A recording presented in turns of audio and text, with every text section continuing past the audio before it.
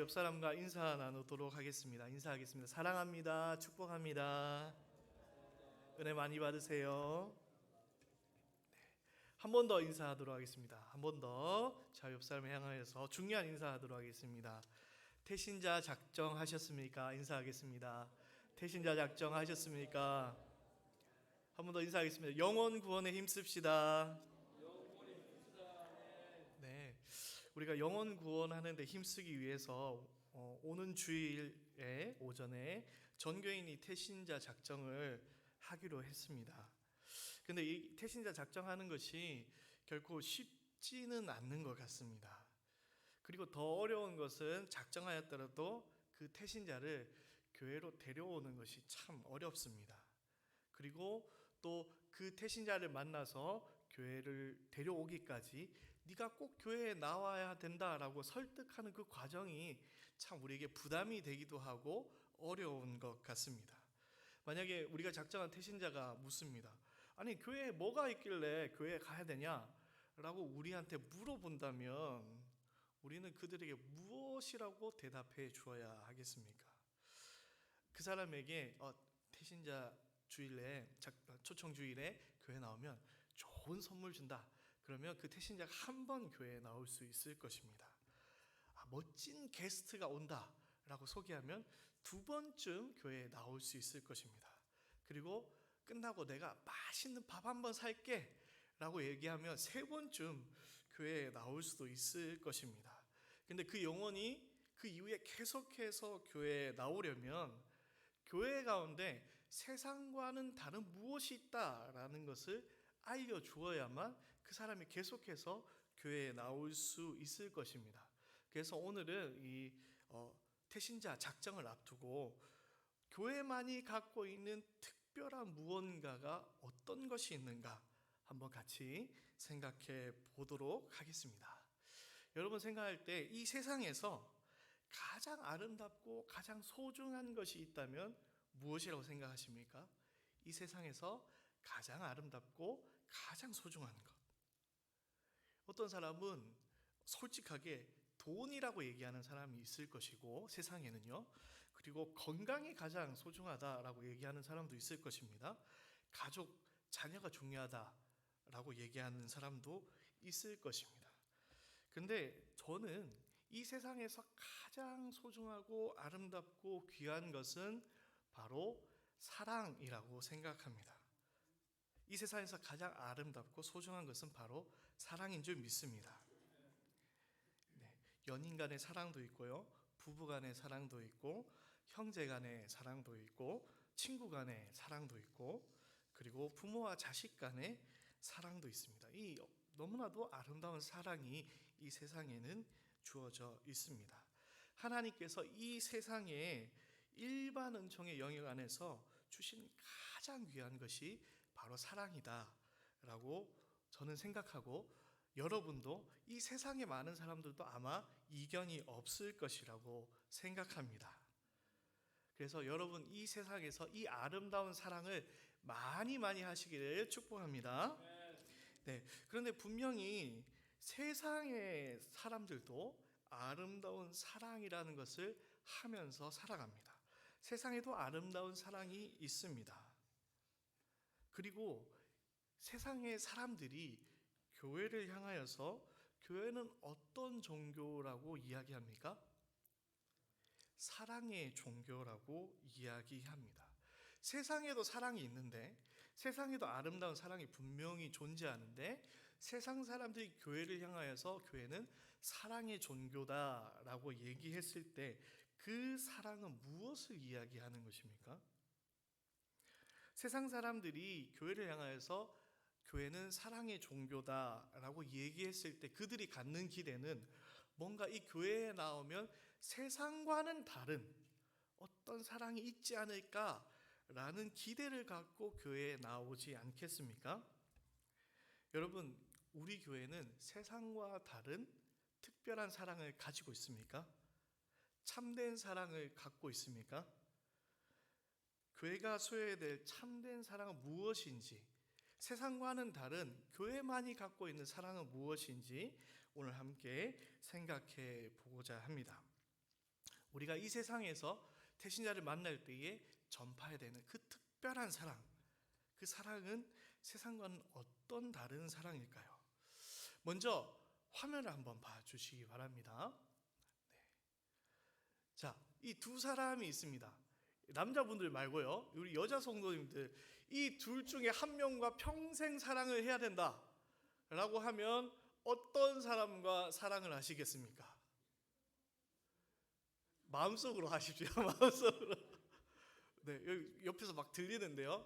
네, 여러분 마음속으로 택하셨을 텐데 제가 들리지 않지만 이 느껴지는 것이 아마도 대부분 장동건과 사랑을 나누고 싶다라는 분들이 많이 계실 것 같습니다. 네, 이 우리 옥동자 정종철 집사님을 버리고 교회를 다니지 않는 것 같은 장동건을 사랑하시겠다라는 눈빛을 저한테 막 보내고 계십니다. 네, 교회는 정말 당신은 사랑받기 위해 이렇게 찬양을 하는 곳인데, 네, 잘생긴 장동건을 사랑하시겠다라고 눈빛을 보내고 있습니다. 두 번째 사진 한번 보시기 바랍니다. 두 번째 사진에서 내가 평생 한 명을 사랑해야 되겠다 라고 하시면 누구를 선택하시겠습니까? 예. 엎드려 절받기죠. 네, 외면만 놓고 봤을 때, 네, 제가 이렇게 옆에 사진이 붙어 있으니까 참 부끄럽습니다. 사진 빨리 내려주시기 바랍니다. 제가 이 사진을 보여드리고 누구를 더 사랑할 것인가, 택할 것인가 라고 물어본 이유는 무엇이냐면, 세상의 사랑은 어떤 사랑이냐면 조건이 있는 사랑이라는 것입니다. 조건을 따져가면서 내가 사랑할 만한 사람을 사랑하는 사랑이 이 세상의 사랑이다라는 것입니다. 반대로 하나님의 사랑은 어떤 사랑입니까? 무조건적인 사랑이라는 것입니다. 이것이 세상과 교회의 사랑의 첫 번째 차이입니다. 우리는 이웃과 친구를 사귈 때 무엇을 봅니까? 그 사람의 성격이나 관심사가 맞는가, 이런 걸 보죠. 이성을 사귀게 될 때는 무엇을 봅니까? 아까 봤듯이 외모를 보기도 하고 성격을 보기도 하고 다른 것들을 더 살펴봅니다. 부부가 되기 위해서는 어떻습니까?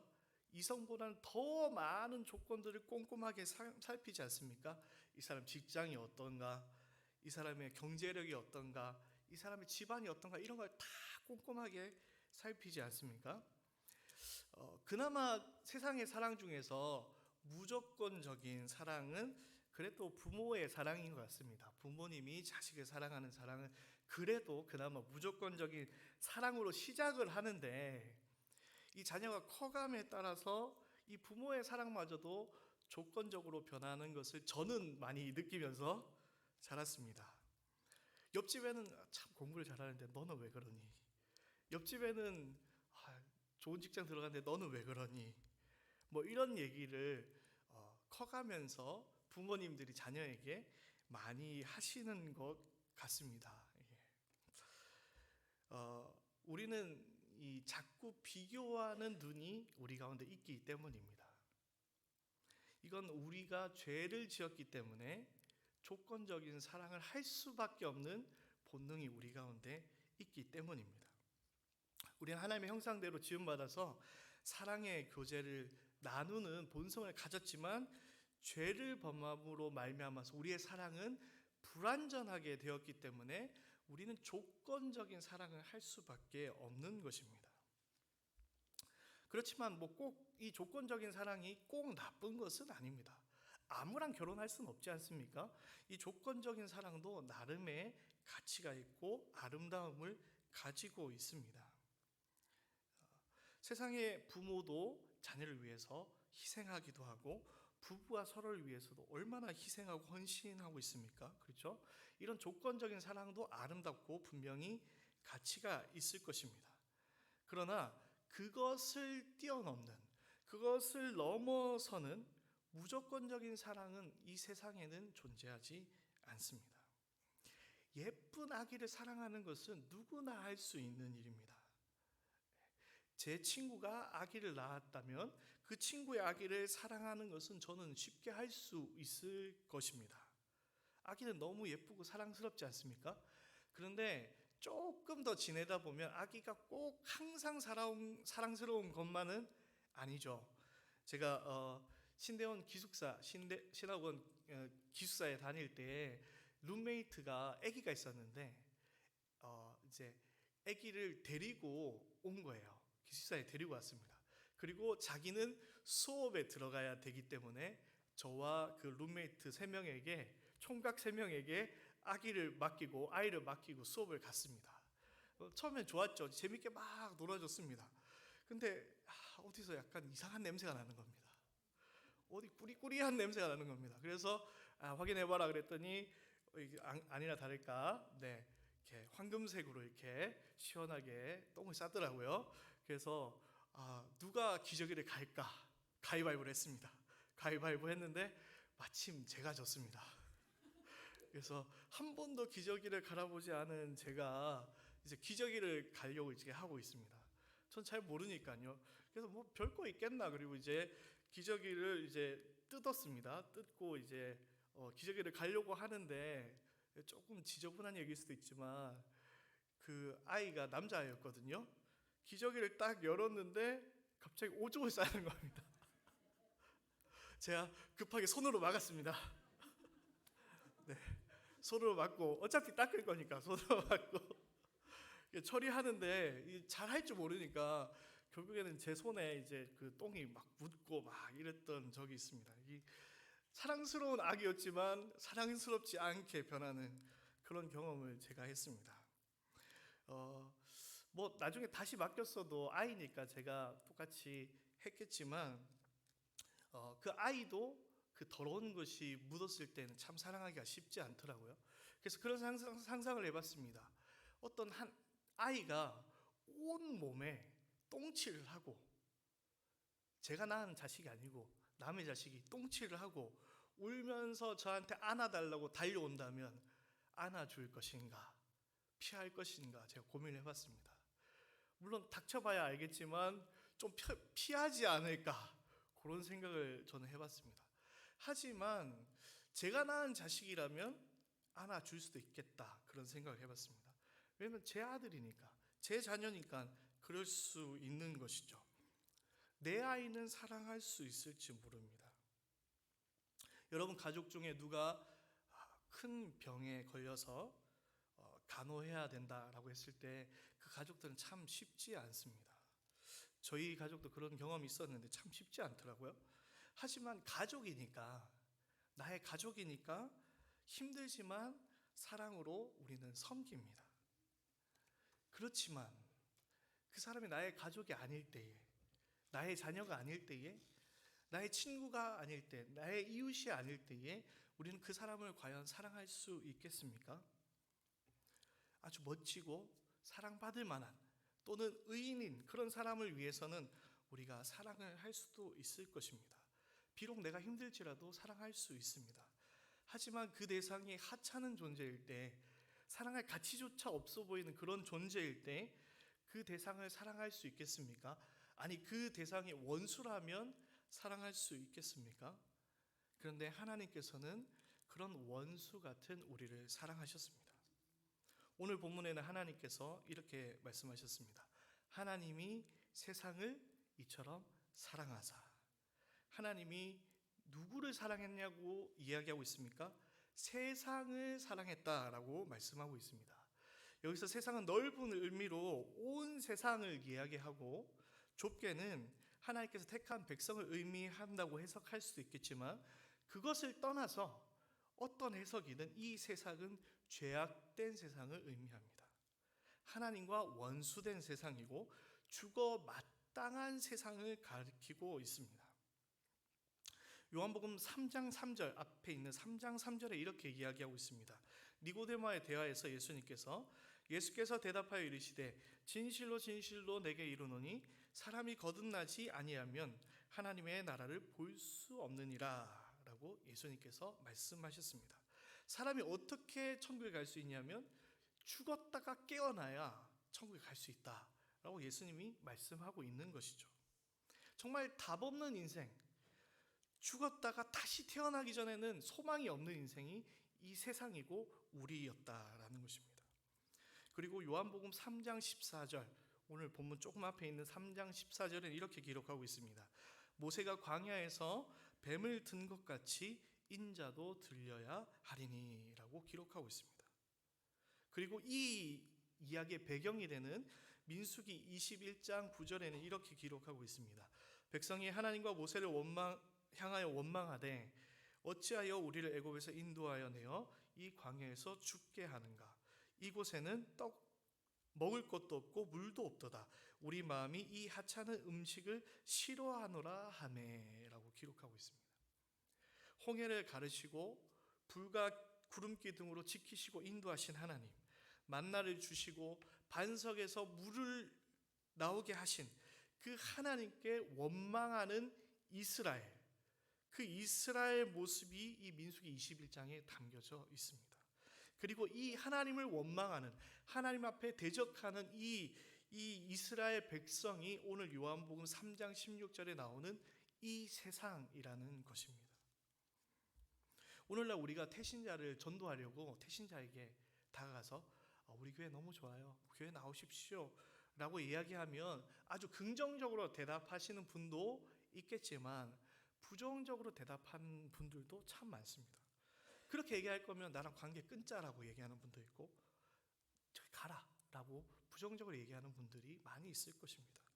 저는 대학교 때 낙도 선교회, 아주 떨어진 작은 섬에 들어가서 선교하는 선교를 매번 했는데 어떤 섬에는 배를 타고 배를 빌려가지고 들어갔는데 배 부두에서 그 마을 회관 안으로 들어가는 것이 허락되지 않아서 교회에서 온 것을 그 섬에서 받아들일 수가 없어서 부두에서 하루 종일 보낸 적도 있습니다. 그렇게 이 세상에는 하나님을 대적하는, 하나님을 미워하고 하나님 믿는 것을 미련하다라고 하는 세상의 사람들이 많이 있습니다. 그런 사람들을 향하여서 우리가 태신자를 작정해야 됩니까? 복음을 전해야 됩니까? 맞습니다. 우리는 그런 사람을 향해서도 하나님의 사랑을 전해야 됩니다. 왜냐하면 하나님의 사랑은 조건 없는 무조건적인 사랑이기 때문입니다.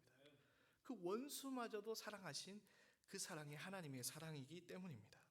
로마서 5장 7절에서 8절에 이렇게 얘기하고 있습니다. 의인을 위하여 죽는 자가 쉽지 않고 선인을 위하여 용감히 죽는 자가 혹 있거니와 우리가 아직 죄인 되었을 때에 그리스도께서 우리를 위하여 죽으심으로 하나님께서 우리에게 대한 자기의 사랑을 확증하셨느니라. 아멘. 하나님께서 우리가 언제 어느 상황에서 사랑하셨는가? 우리가 아직 죄인 되었을 때 사랑하셨다라고 분명히 기록하고 있습니다. 우리가 사랑받을 만한 자격이 돼서 우리를 사랑하시는 것이 아니라 하나님께서 그저 우리를 택하셨기 때문에 죄인인 우리를 조건 없이 사랑하셨습니다. 그 놀라운 사랑을 이 세상에 주저함없이 선포할 수 있는 우리 모든 성도님들 되시기를 간절히 축복합니다. 두 번째로 교회에서 말하는 사랑과 세상에서 말하는 사랑은 무엇이 다른가? 두 번째로 세상의 사랑은 한계가 있는 사랑입니다. 특별히 사람을 변화시키는데 한계가 있는 사랑입니다. 세상의 사람들이 조건 없는 사랑을 하지 못하는 이유, 아니면 주저하지 못하는 이유는 우리의 사랑의 능력에 한계가 있기 때문입니다. 조건 없는 이 사랑이라는 이 말 속에는 어떤 것이 들어있냐면 그 대상에 문제가 있다, 그 대상에 무언가 연약함이 있다라는 것을 뜻하기도 합니다. 연약한 자를 사랑해 보셨습니까? 무언가 문제가 있는 사람을 사랑해 보셨습니까? 그것은 대부분 가슴 아프고 힘든 슬픈 사랑인 경우가 참 많습니다. 우리는 왜 자꾸 조건을 따집니까? 자녀가 좋은 대학 들어가서, 좋은 직장 들어가서, 좋은 사람과 결혼하면 그만큼 쉽게 행복할 수 있기 때문입니다. 사랑만으로는, 사랑만 가지고는 행복할 수 없다라는 것을 우리는 인생을 통해서 이미 너무 잘 알고 있기 때문에 조건을 가지고 사랑할 수밖에 없는 것입니다. 사랑의 능력에 한계가 있을 때 그 사랑은 힘든 사랑이 되어버립니다. 물론 세상의 사랑도 변화의 능력이 있습니다. 사랑으로 사람을 품으면 놀라운 일들이 일어나기도 합니다. 선생님의 사랑, 그리고 부모님의 사랑, 친구의 사랑, 부부의 사랑이 그 놀라운 일들을 일으키기도 합니다. 근데 문제는 그 사랑에는 한계가 있다라는 것입니다. 변화가 일어나긴 일어나는데 그 사랑에는 한계가 있다라는 것입니다. 그 한계에 부딪히게 될 때 우리는 그 사랑 가운데서 슬픔에 빠지게 되는 것이죠. 조금 조심스러운 이야기지만 요즘에는 마음이 아픈 아이들이 참 많습니다. 그래서 많은 부모님들이 그 아이를 품고 눈물로 그들을 사랑하지만 참 쉽지가 않습니다. 사랑으로 품지만 그들이 쉽게 변하지 않기 때문에 너무나도 힘든 것이죠. 그래서 오늘날은 슬픈 사랑을 하는 부모님들이 참 많이 있습니다. 또는 불치병에 걸려가지고 가족을 품어야 되는 그런 가족 또한 슬픈 사랑을 하게 되죠. 사랑으로 가족이기 때문에 그 가족을 품지만 그 병을 고칠 수 없기 때문에 너무나도 슬프고 아픈 사랑을 하게 되는 것입니다. 경제적으로 어려움을 겪는 가장들도 그런 슬픈 사랑을 경험하기도 합니다. 열심히 일하는데, 최선을 다해서 일하는데 자꾸 사업이 망하기도 하고 금전적으로 힘들어질 때 너무나도 힘든 사랑을 하게 되는 것이죠. 이렇게 사랑이 능력이 없으면, 사랑이 변화의 능력이 없으면, 그 한계에 부딪히게 되면 그 사랑은 여전히 아름답고 귀한 사랑일지는 모르지만 가슴 아프고 슬픈 사랑이 되어버리는 것입니다. 하나님께서는 누구를 사랑하셨습니까? 사랑받을 만한 자를 사랑한 것이 아니라 이 세상, 정말 나약하고 연약한 이 세상을 사랑하셨습니다. 이런 답이 없는 죄악된 하나님과 원수된 이 세상을 사랑하시는 이 하나님의 사랑이 만약에 그 사랑 가운데 변화의 능력이 없다면 그 사랑은 얼마나 슬픈 사랑이 되겠습니까? 우리의 삶 가운데 변화는 없고 우리가 늘 실패하여서, 성도가 늘 실패하여서 예수님의 십자가 아래 나아가서 맨날 울기만 해야 된다면 그 하나님의 사랑은 얼마나 슬픈 사랑이 되겠냐는 것입니다. 그런데 우리 하나님의 사랑은 사람을 변하게 하는 능력이 있는 사랑인 줄 믿습니다. 하나님께서 세상을 이처럼 사랑하사 독생자를 주셨으니 이는 그를 믿는 자마다 멸망하지 않고 영생을 얻게 하려 하심이라. 아멘. 세상은 죄로 인해서 멸망할 수밖에 없는, 정말 답이 없는 그런 인생이었습니다.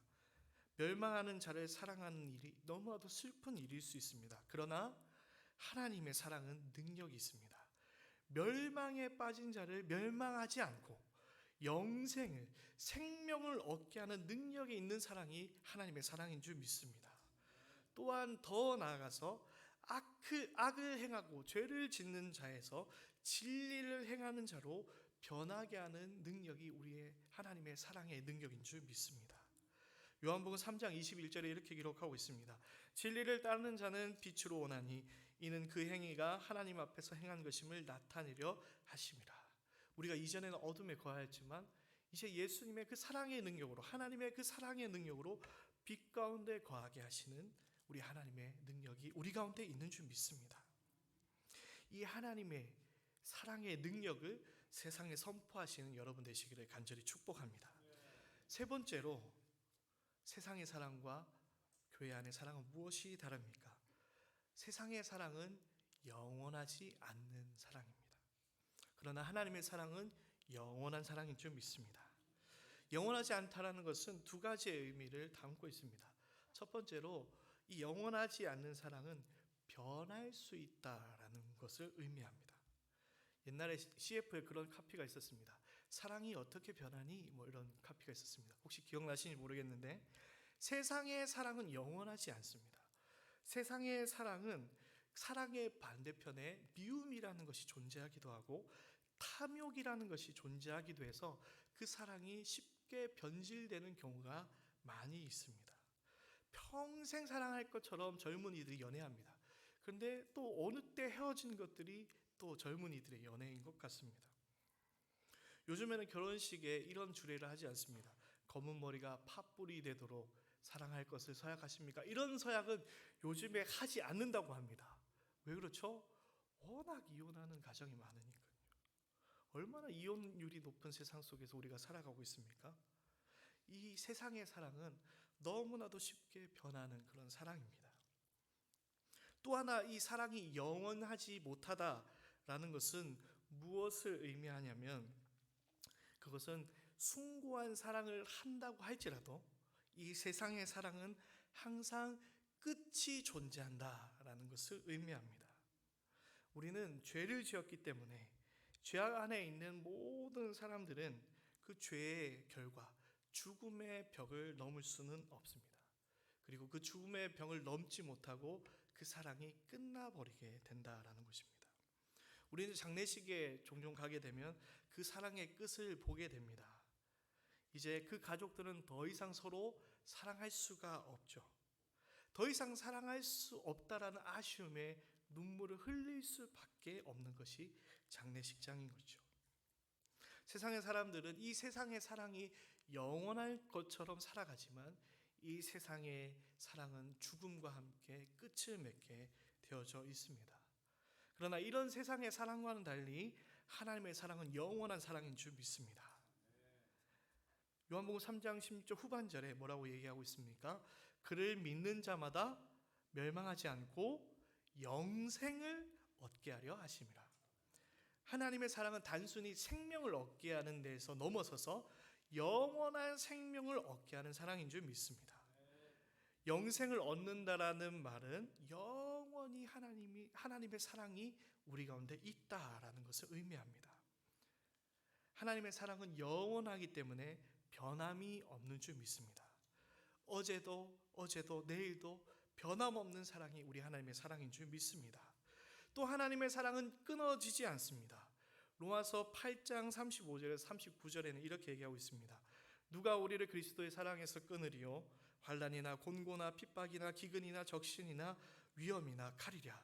내가 확신하노니 사망이나 생명이나 천사들이나 권세자들이나 현재일이나 장래일이나 능력이나 높음이나 깊음이나 다른 아무 피조물이라도 우리를 우리 주 그리스도 예수 안에 있는 하나님의 사랑에서 끊을 수 없으리라. 아멘.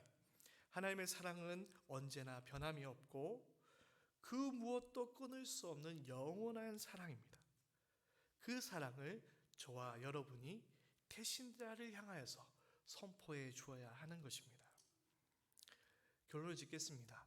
세상에는 조건 없는 완전한 능력이 있는, 그리고 변함이 없고 끊임없고 영원한 사랑이 존재하지 않기 때문에 우리가 이 교회의 사랑, 하나님의 사랑을 전한다라고 할지라도 그들이 이해하기 힘들고 믿기 어려운 것이 사실입니다.